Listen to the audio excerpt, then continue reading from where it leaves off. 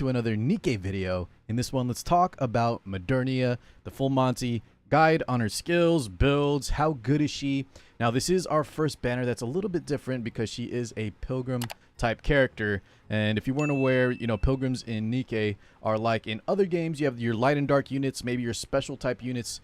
She's going to be a little bit more rare to pull, and that might affect how we want to use our recruitment vouchers, especially for free to play, as well as our golden mileage tickets. So stay tuned till the end to hear my kind of breakdown overall on whether or not you should pull for Modernia. But she is a little bit different. And that being said, she's a fan favorite character. A lot of people have been waiting for her. Huge in the story. I won't talk about anything about that in terms of like spoilers and whatnot, but I know a lot of people are excited to get her, myself included. So she's finally here. Let's break it down and get into it. All right, guys, let's go ahead and take a look at Modernia's skills as well as her weapon type, all that good stuff. So she is equipped with a machine gun, 300 mag size, and her damage for machine guns is actually a little bit higher than other machine guns. And I've also heard that her burst generation is very high as well. Not the highest, I believe, like Haran, who we're going to talk about later, is one of a competitor for her role, a burst 3 and also a pilgrim. But just keep that in mind that she does have very good damage for being a machine gun as well as good burst generation, which are very important factors that you want to make sure you know what your Nikkes bring to the table when you're forming your squads. But let's take a look at the skills now. We have her skill 1, high speed evolution, and this just does, you know, at skill 5, deals 2.41% of attack as additional damage, and when normal attacks hit 200 times, she gets crit damage up, which stacks up to 5 times, as well as a negative effect. Make sure you guys know that that's not a bonus as well. She actually loses some max ammunition capacity, but with a machine gun and having like such a big mag, it's a pretty good trade-off. It's not a big downside at all. I don't even notice it, even in longer matches or longer fights, I should say. So very, very strong skill 1. And we'll also go over, once we finish up the skills, I'll give you guys a recommendation on skill priority. All right, guys, moving right along, we have the next skill 2, Giant Leap, and let's go ahead and go through it. There's a few interesting things about this skill. The first part affects all allies, and when entering full burst, you get hit rate up 6.42 for 15 seconds at skill level 4. The second part is activates when normal attacks hit 200 times. During increased hit rate status, you get 22% attack, like a big attack percent boost, right? Buff. Now that you do have to be in the hit rate status buff effect, and so you won't have that until you enter full burst. There is a trick that some people are using, and that is equipping the assault cube, because if you guys see the bonus here, if you guys haven't made it far enough, you'll get the assault cube. It's one of the earlier ones you get. You get a hit rate passive effect, and this is permanent. So your unit or your Nikke that has the assault cube will always have the buff that gives you hit rate up. It's a permanent icon on your buff status, and that'll make sure that no matter what, you don't need to be having a buff from someone else or activating her own Giant Leap part. You'll always have this attack percent boost potential for Giant Leap, regardless of whether or not, you know, you're activating hit rate up. So it is kind of a nice synergy, but I've heard other people saying that equipping just a different cube that gives damage or something else, the damage differential of having that permanent hit rate up isn't the biggest deal. So your results may vary. I'll try to do some testing on my own, but for now, it sounds cool. Let's get that permanent buff active so I have the that cube on right now.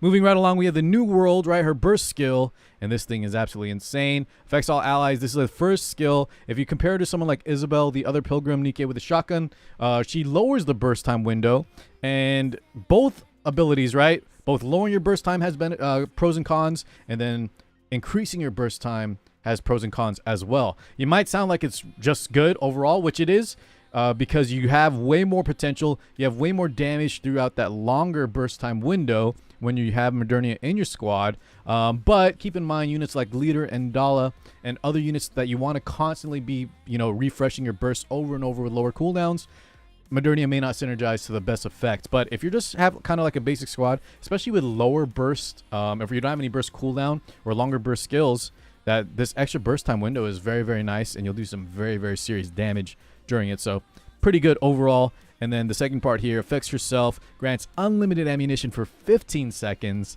And guys, if you haven't seen this already, it looks so sick. It's so fun to use as well.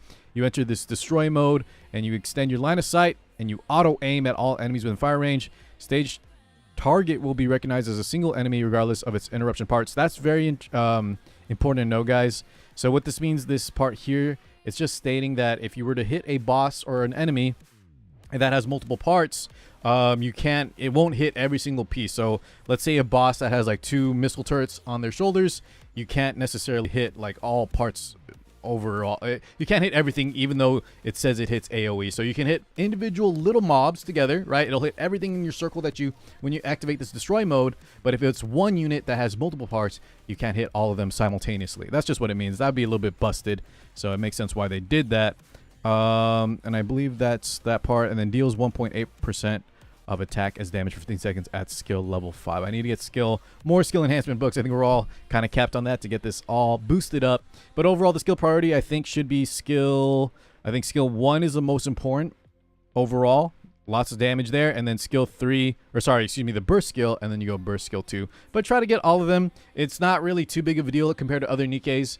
Where, you know, one skill or one passive is just not really that great compared to the rest. You kind of want to level them all evenly, but if you only have limited resources like I do at the moment, because we've all been building up so many Nikkes, go skill 1, burst skill, and then skill 2 last, at least in my opinion. So to summarize her skill set, Modernia is a burst 3 machine gun unit that, when fighting a ton of enemies at once, just completely destroys the entire screen. Her destroy mode is exactly what it's called. Giant circle, clears waves like no other. I think she's the queen of AoE at the moment. So if you definitely need that, look for Modernia. That being said, if you have other AoE units, especially strong ones like Haran, that are also burst 3, you may want to consider what you want to save for if you're free to play, how much resources you have available. Because I think if you have Haran, who has better burst generation, can also deal with mobs.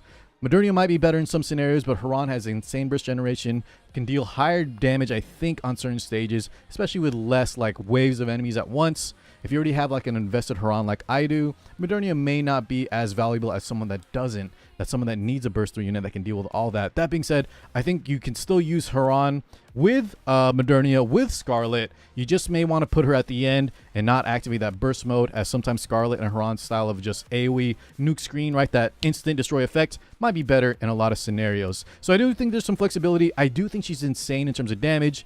And the only thing is, like, compared to Scarlet, you're going to hear this a lot.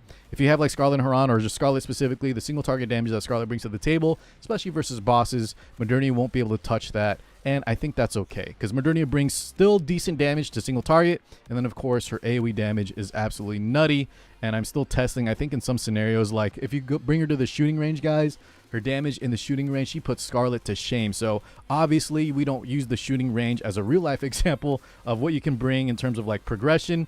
But Modernia is insane in progression, insane in the shooting mode, or shooting range. So when, you know, you bring her in the right areas, when you invest in her, in optimal scenarios, Modernia is the queen of damage overall. I think she's super, super good. So essentially what that means is, if you don't own Scarlet, if you don't own Haran especially, pull from Modernia, guys. I really think you should.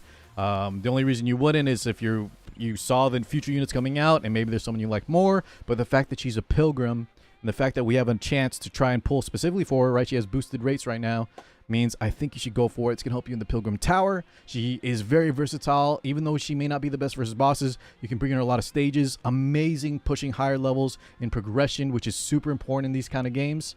So the only reason I think you wouldn't pull for is if you're waiting for future units, and you already have a unit like Haran that can kind of deal with certain AoE stages. But I think most of you watching should take advantage. I think she's the real deal compared to a lot of the other banners that, you know, maybe we thought were pretty strong or ended up weak, or vice versa. We thought maybe you looked great on paper, but in practice just ended up being pretty bad. I think Modernia, even though it's super early, is extremely strong, and we're still kind of discovering how much she can really bring to the table. So definitely get her, guys. I'm enjoying her. She's super fun to use, and bonus in the story and stuff, she is absolutely awesome.